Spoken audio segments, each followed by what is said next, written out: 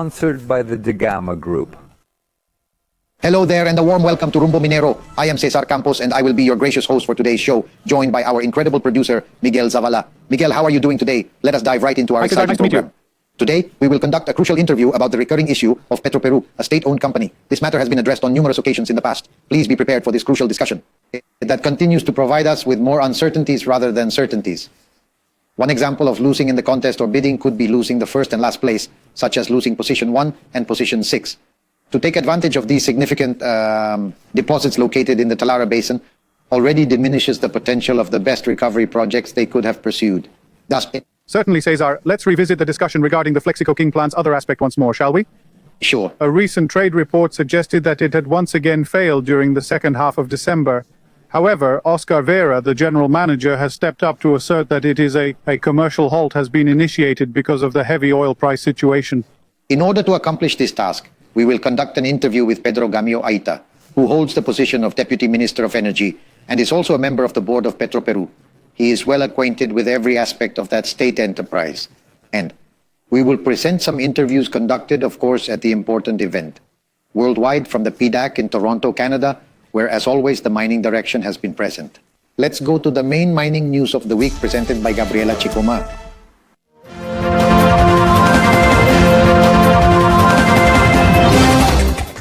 This week's significant mining news summarized, a total of 43 characters. The mining exploration projects in Peru will total more than $1,039 million by 2025. As announced by the Minister of Energy and Mines, Jorge Montero Cornejo, during the PDAC 2025 summit in Canada. This figure represents a 75% increase compared to 2024, which is 75% bigger than the previous year. The investment in mining exploration amounted to $644 million at that time, yielding lucrative prospects for the industry. Additionally, the number of projects will increase from 75 to 84 investment initiatives. Jorge Montero, the Minister of Energy and Mines, highlighted how crucial it is to speed up processes in the mining sector to encourage new investments. He announced the implementation of digital windows to optimize processes and improve access to formalization. Furthermore, he emphasized the importance of streamlining procedures to facilitate project approvals and promote collaboration with the private sector for improved mining exploration. We greatly appreciate Gabriela Chicoma's mining news from this week, which forms the main focus. As we had previously stated, Dr. Pedro Gamio, who served as the Deputy Minister of Energy and was also the Director of Petroperu, is currently present in our studios, by the way. The tender they recently participated in resulted in the loss of the contracts for both Lot 1 and 6, which they were previously exploiting in the basin. Talara, in the northern region of the country, that has been assigned to someone. Now, we look at a company called Ponderosa Energy. What does this mean for Petroperu's board plans?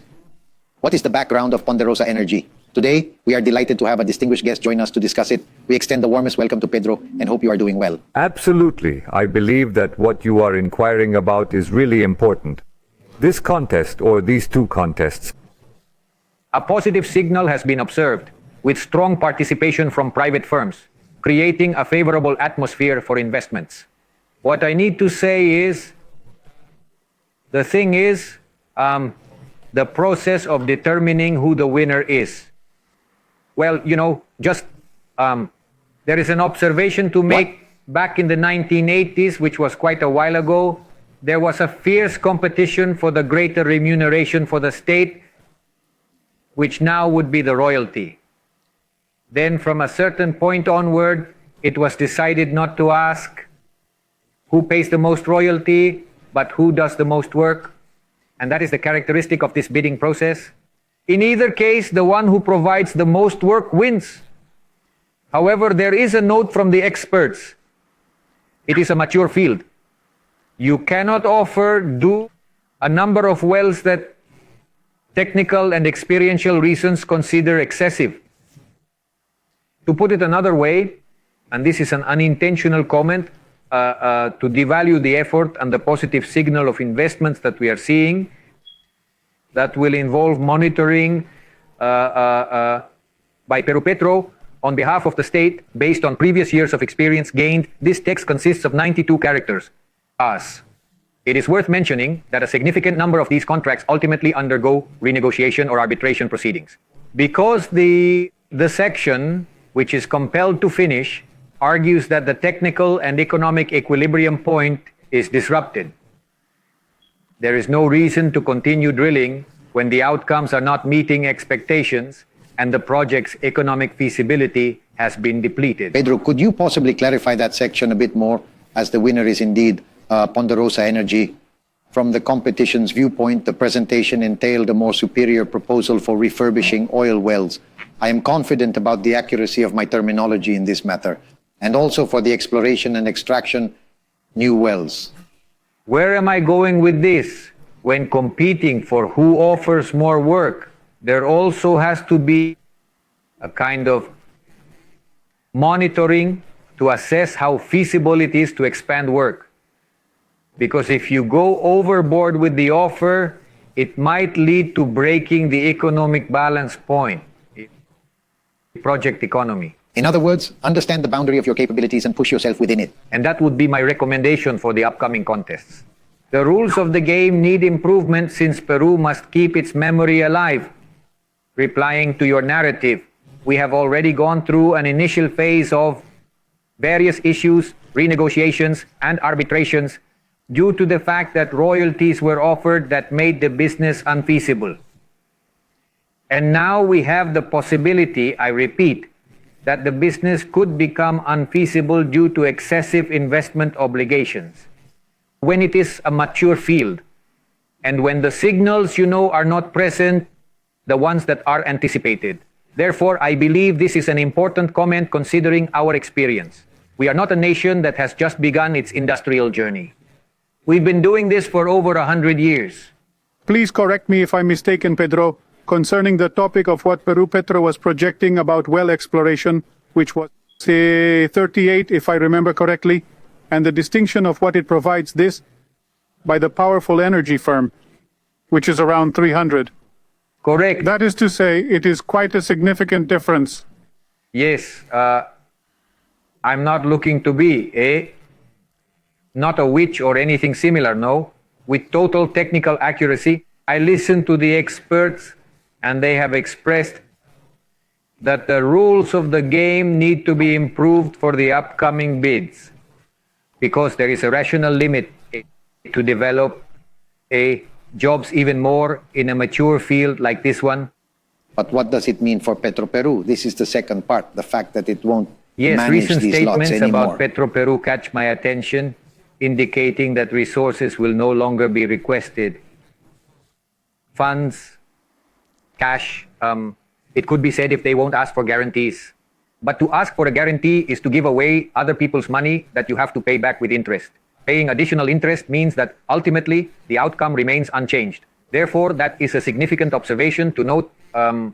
Quite recently, a rather notable disbursement occurred through an emergency decree signifying its significance. This is something that is dependent on a restructuring process to a technical audit for the confirmation and verification of various issues that have come up. And in conclusion, the necessity for strategic partners who can enable the firm get back your performance and your profitability status. Fine, but what I was asking you specifically was to stop taking it for yourself and not to continue with the exploitation. What implications do lots 1 and 6 have for Petroperu? Economically, The Talara crude, contributed technically, by 2 lots, is highly reputed for its exceptional quality, forming a significant portion of the oil production. But they have very limited output. limited. They are minor lots. Does it change the plans of what you have heard the current board has?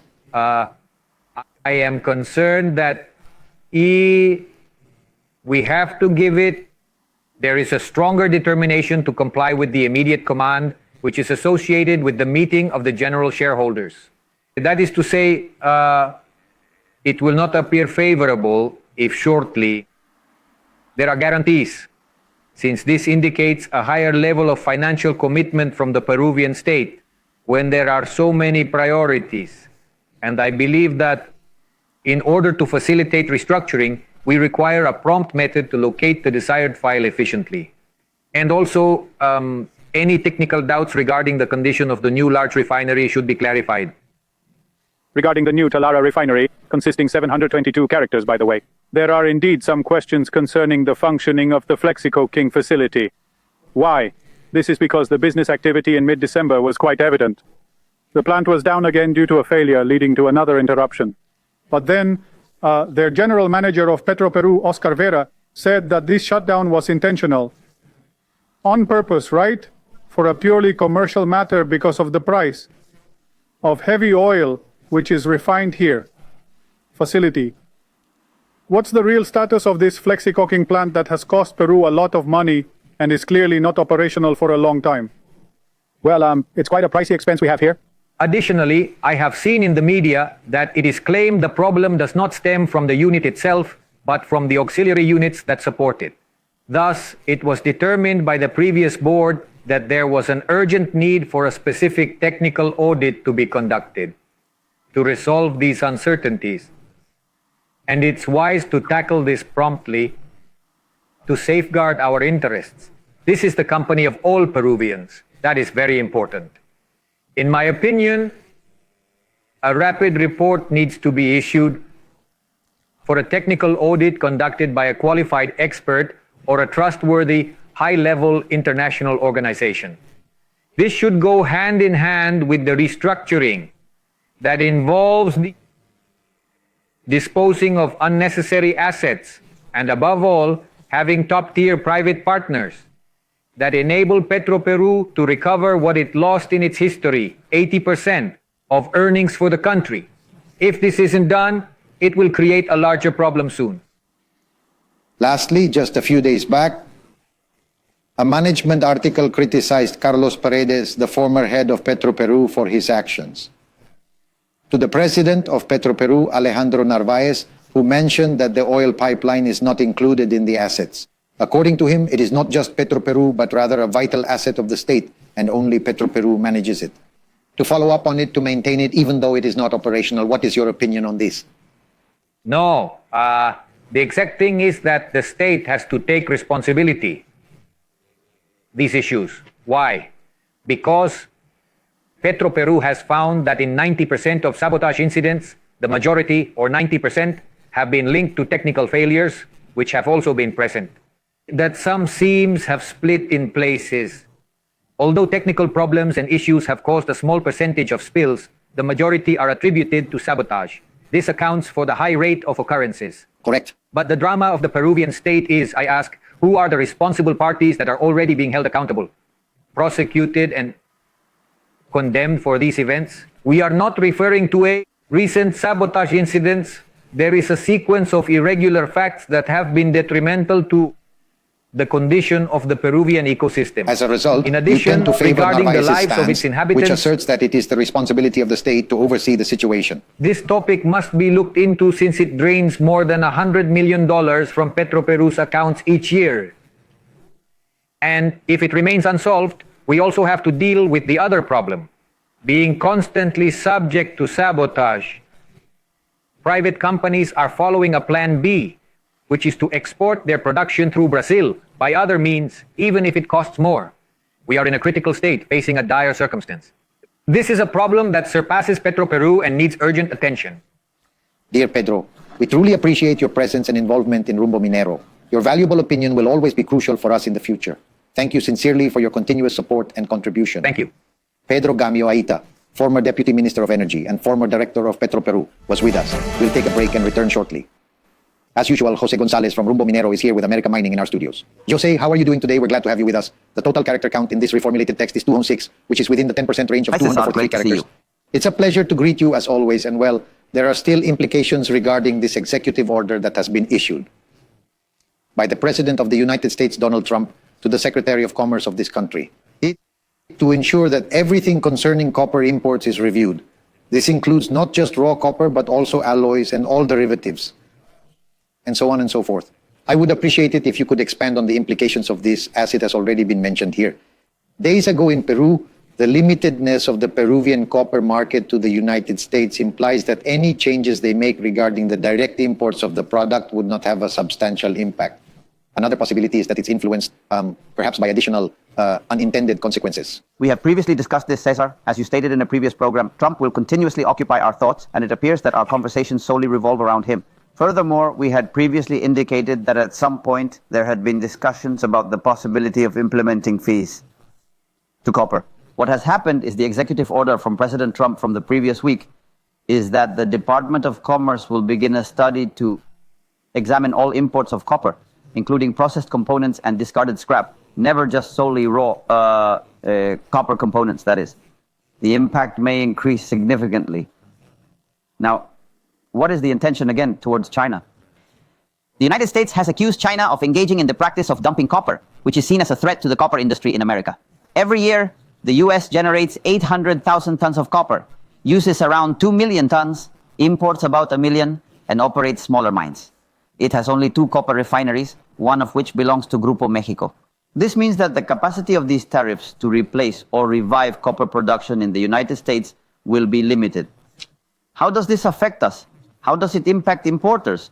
Again, China will be affected because it is a copper exporter to the United States, but it will primarily impact Chile, Canada, and Mexico. How does this affect Peru? We export concentrated, fine, and raw copper to the United States. Break time, 0.4, $705 million from a production of 23,487, which is 3%. Approximately 61.5% of our exports are represented by China. Chile is indeed affected by 14% of its exports. Importantly, Chile supplies 70% of the copper that the United States imports. Break time, Canada, 14%. Peru, 8.4%. The Congo, 5%. And Mexico, 2.8%. Speaking of other countries, 17% of Canada's copper exports come from the United States. Mexico, 11.2%. China, 17.6%. Currently, the United States imports $6.9 billion annually. China imports 50,550 million each year. That is the big market that the United States is trying to deal with. What could be the effect in Peru? Grupo México, particularly with Peru, is a dominant player in the import and export industry, including southern operations. Not only are the rates directly to Peru, but also those that will come to us through Mexico and through the manufactured goods sent by China that include Peruvian copper. We need to conduct a more detailed analysis to determine the exact final and total cost. The advantageous factor is that it is stated that this will happen within a span of 9 months, thus making it worthwhile to especially consider all flows for this year. Correct. Miguel. On the other hand, President Trump announced that he might suspend the license that facilitated the oil production process for the company Chevron in Venezuela, accusing the Caracas regime of non-compliance. With confirmed obligations for the upcoming July elections from the previous year and the rate of repatriation of Venezuelan criminals who are based in the United States. Tell us a bit about what the consequences of such a measure would be and the future of oil production in Venezuela. President Trump's announcement through his social media has created a stir. An interesting situation emerged concerning Venezuela, the U.S., and the oil markets.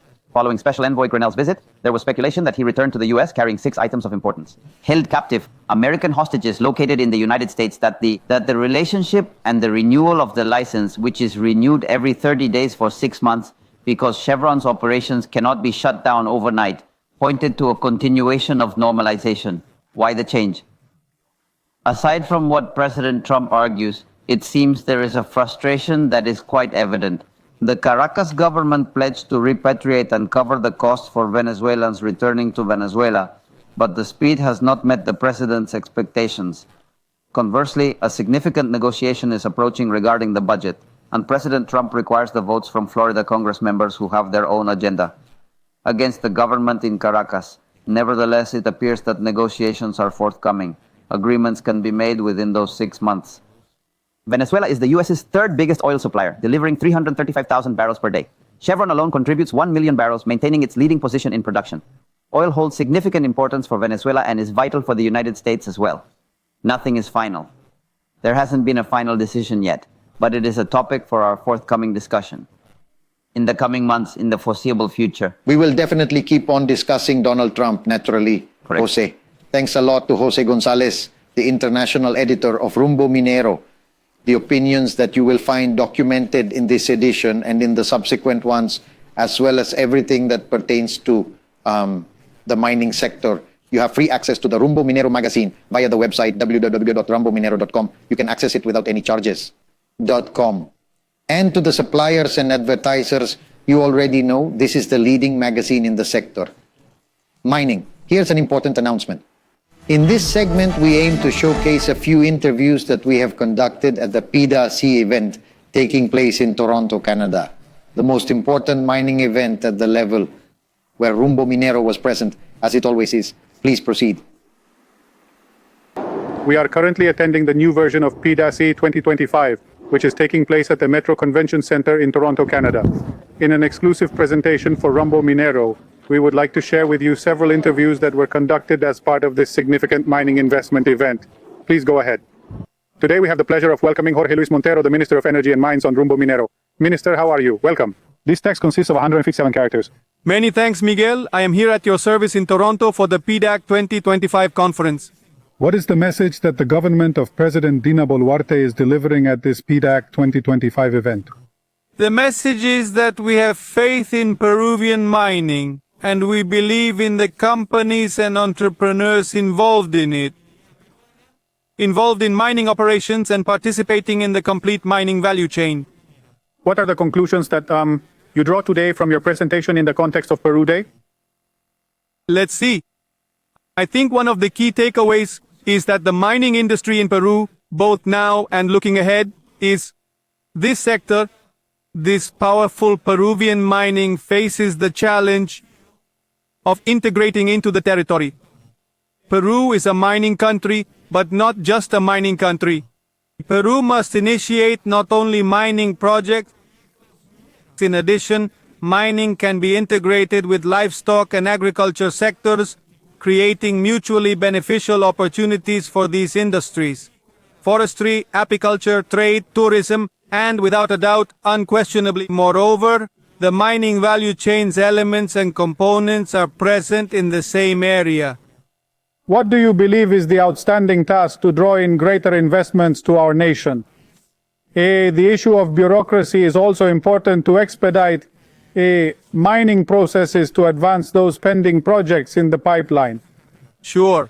The bureaucracy in Peru involves integration as well as integration from various governmental institutions, including ministries and public organizations, that they have to articulate at a level and on, let's say, an information highway they have to articulate. Well, the formalities that mining companies undertake as mandated by law.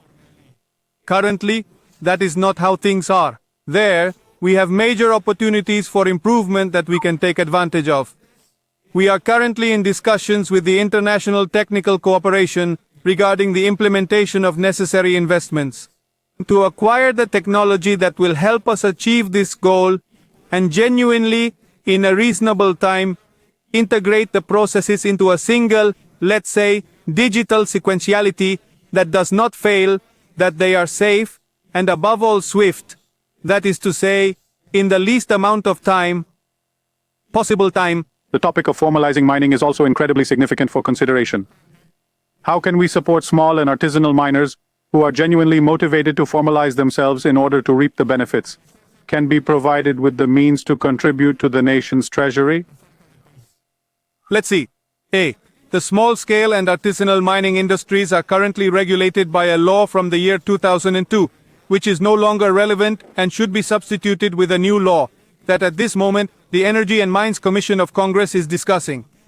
Nonetheless, the crucial aspect is that mining formalization will not thrive, it will not move forward unless it includes, let's say, a set of incentives that allow small miners to become interested in their formalization. For instance, obtaining access to funding options and enhancing production procedures to achieve superior mineral extraction rates assure success. In new channels and priority channels for gold marketing with traceability of Peruvian gold, legal gold, fundamental theme, and we are thinking about it from a new organization, from a new institutional framework that we want to call the Mining Fund, a privately managed mining fund specifically designed to support small-scale and artisanal mining, with a minority state involvement aimed at ensuring security and financial stability, that provides integrity, that aids him in his institutional development process, and well, the best incentives for small miners should definitely be there. They finish in a specific way. Let's assume that they completely but also simplified their process of formalization. They are formal and can participate in this set of incentives that will be available from the mining fund for small-scale and artisanal mining. Our suggestion is this. Why is what we PPs? What they are, what it is, what we believe, and we are all invited to participate in this development and creation. Minister, could the Tia Maria project's impact motivate potential investors who wish to contribute to our nation? Let this serve as an encouragement for those considering investments in the project. Absolutely, this is undoubtedly a mature initiative that is in search of the right timing to begin its activities.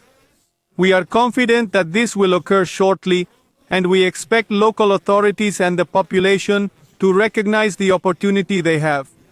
The company will provide its explanations, it will create its dialogue spaces. However, we hold the belief that advancing this project is crucial for the betterment of the nearby communities, making it imperative to proceed.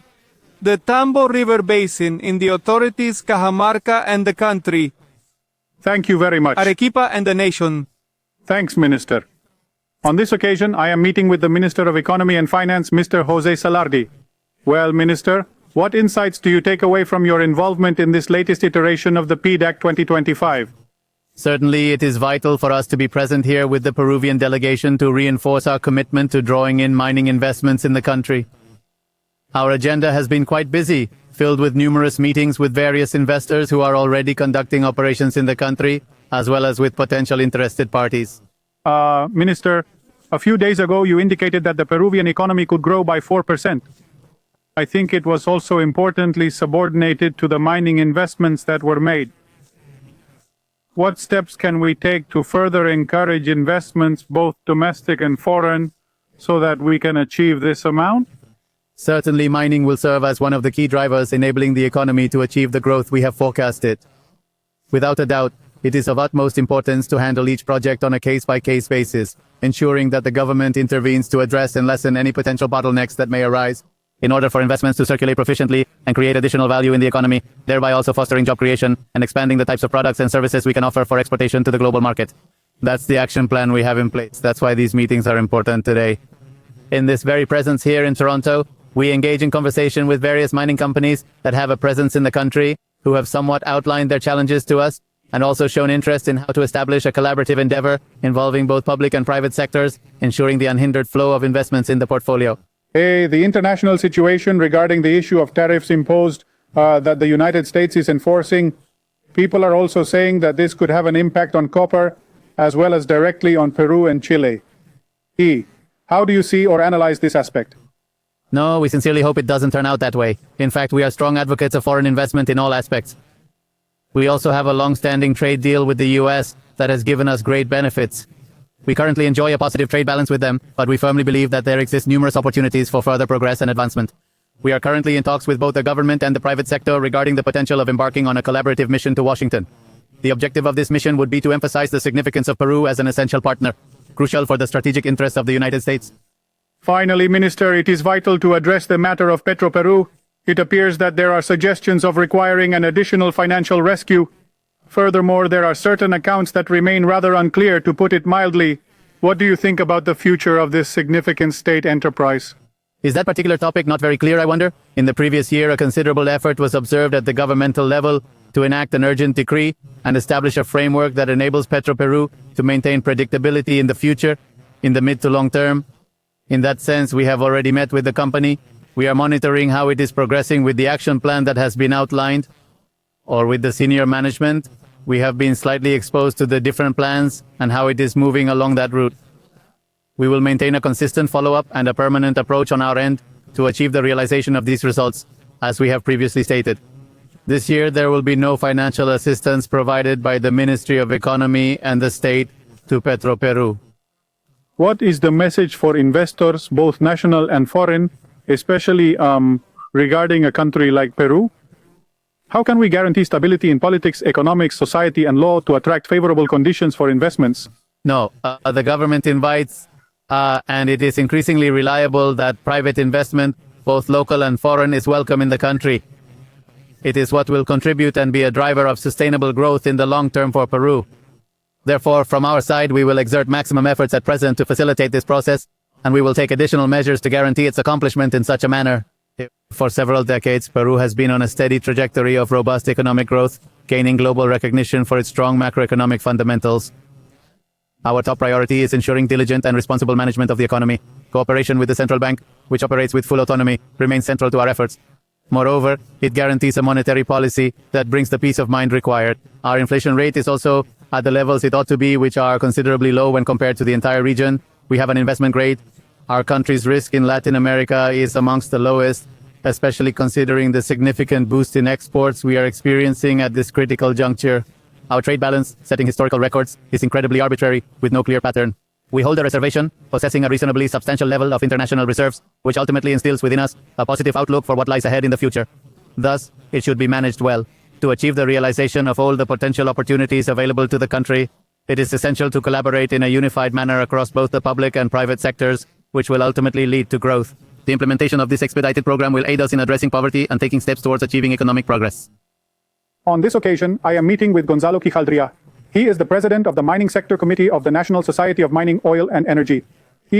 What conclusions can you reach regarding the participation of Peru in this PDAC 2025? Firstly, it is crucial to note that a delegation from mining-related industries in Peru comprises of more than 350 representatives. The total number of characters in this reformulated text should not exceed 249, maintaining a precision level of 10%. The presence of the Minister of Economy, the Minister of Energy and Mines, along with significant deputy ministers and directors from our sector, is noteworthy. I think the most important point here is the interest that is attracting investors from around the globe. Well, it's worth noting that Peru is consistently a prominent delegation and consistently offers a substantial range of projects to the mining industry. This has become a standard expectation from Peru in recent times. What are the outstanding responsibilities that both the government and the mining sector entrepreneurs must address in order to draw in more significant investments to our nation? In order to establish trust, it is essential for us all to collaborate and work together, don't you think? The state for its part with the necessary compliance with the law. Entrepreneurs must work and demonstrate the investment climate in the country to our counterparts from other nations. And I believe that everyone in general needs to bring the necessary investment that Peru and Peruvians require. One of the main issues, one of the ongoing challenges we encounter is the extensive bureaucracy, causing significant delays in the completion of mining projects, often stretching them over several years to succeed. Another crucial subject is the matter of exploration, persistently advancing the theme of exploration. Even though a single window has been in place for a considerable amount of time, it appears that it is still not producing all the desired outcomes. How can we continue improving these topics? I believe that this issue is a challenge that should be discussed with all parties involved, not only limiting it to the energy and mining sector. This matter involves a wider group of individuals. Are we discussing all the various industries within the mining administration? Our objective should be to streamline the procedure and foster confidence. Possibilities for achieving this should be examined. To let the public know that there is a proper regulation for our sector, and that is the simplest, thing. But it takes time, in addition to willpower. The Minister of Energy and Mines, Jorge Montero, indicated, considering the potential that Cajamarca possessed, wouldn't you agree? If this were to actually come to fruition with several significant mining projects, they even talked about bringing Conga back. Do you see this as a viable option? The following question pertains to the Tia Maria effect, comprising 74 characters, isn't it? Well, yeah, they are already working on the construction of the project since the beginning of the year. However, it appears that the latter half of this year will be significantly more intensive than before. The investment amount has gone up, surpassing $1.8 billion. Yes, well, Conga isn't only a feasible choice. It is crucial for the country, and so it needs to be executed. All of us must make an endeavor to persuade those who still have uncertainties about the project that, as we previously discussed, it is imperative and essential. Given that Newmont, a responsible operator, handles it and that it is in much needed Cajamarca, the revival of the region becomes imperative. Bringing Cajamarca back to life is essential considering these circumstances. A significant mining hub that is currently being developed in the southern region of the country, and you referred to Tia Maria in that context, Aunt Maria needs to finish her project process and start operating as soon as possible. The country needs it. Arequipa is in need of it, and we all require it, which is why it is crucial that right now, Aunt Maria has raised his investment. and it is quite fascinating to learn that a significant investor such as Grupo Mexico has such trust in the country to invest that amount of money and keep on nurturing various projects. The minister has introduced a portfolio exceeding $60 billion in projects. The question of viability is secondary. We are in dire need of them, and we need them urgently. In the past few months, the National Society of Mining, Oil and Energy has brought up two important subjects for discussion, operating within the acceptable character range. The subject at hand is, without a doubt, the formalization of mining, as well as the matter of illegal mining activities. Two key factors are essential for enhancing investor confidence, and it is no longer possible to separate this from both large and medium mining activities. What do you think about this issue? The Mining Society has been actively partnering with the government and other governments from different countries, as this is a matter of global importance, to provide assistance to small-scale artisanal miners who are seeking formalization for their enterprises. Unfortunately, the majority of the entities operating within the nation have been left out, generating a sense of sadness. Today, a majority of operators in the nation consist of unlawful miners who trespass on concessions, leaving the environment polluted and contaminated. But on the other hand, there also has to be respect for the law, and the law is that if one has a concession, it cannot be invaded, and it is not only large companies that are invading, which is what comes out in the press. The majority of attacks are directed towards artisanal miners who possess legal concessions and wish to carry out their work in a legitimate manner, ultimately transforming their status. Overrun by illegal miners who bring along this entire trail of mining, illegal economies, and crime that follows. This is the real issue that weighs heavily on the country today, and it must tackle it as a security concern. Right now, I find myself in a meeting with Diego Ortega, the Vice President of Corporate Affairs and Sustainability at Anglo American. What conclusions do you draw from your participation in this PDAC 2025? And comparing a bit the situation we were living in 2024? Well, it is always promising, first, that I think we have broken a record concerning the Peruvian delegation. I genuinely believe this is a record, and it illustrates the keen interest in understanding more how other countries are doing. In this forum, we can present all the opportunities available in our country, not just regarding resources, but also the mines that we have today in Peru. The mines that adhere to very high standards, being extremely efficient in water usage and operational efficiency. Our impact is not only felt within the regions where we operate, but also extends to those areas as well. The Minister of Economy and Finance, José Salardi, and the Minister of Energy and Mines, Jorge Montero, were there. Hey, what is your assessment of your recent presentations during these days? Extremely promising, in the sense that increasingly there are efforts being made to promote and support, making certain that we are consistently building trust to further our growth. I think the Economy Minister and the Energy and Mines Minister mentioned a key word, which is trust. In further establishing trust in Peru as a nation capable of fostering high-quality mining, potentially expandable and sustainable, of high standards. They certainly discussed the legal framework extensively, which serves to promote mining activities. And it shows great potential. There are promising efforts to enhance the efficiency of all licensing and permit procedures further, with the goal of expediting processes. The focus remains on accelerating these procedures for the benefit of all involved parties. Making investment decisions is our priority. By chance, what do you believe to be the urgent task that both the government and the two major ministries still need to tackle promptly?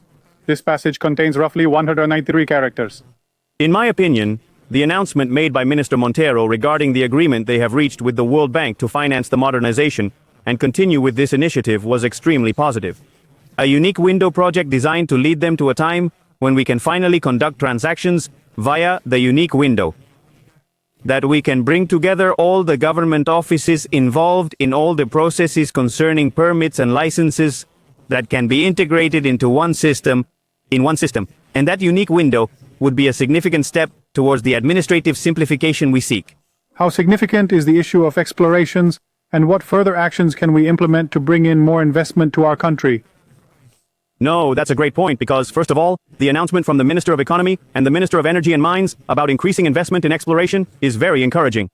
If anything makes Peru interesting in mining, to begin with, the foremost step we must take is to comprehend that we have access to mining resources, and there are substantial opportunities for us to persist in our exploration and ongoing study of these resources, mining in the country.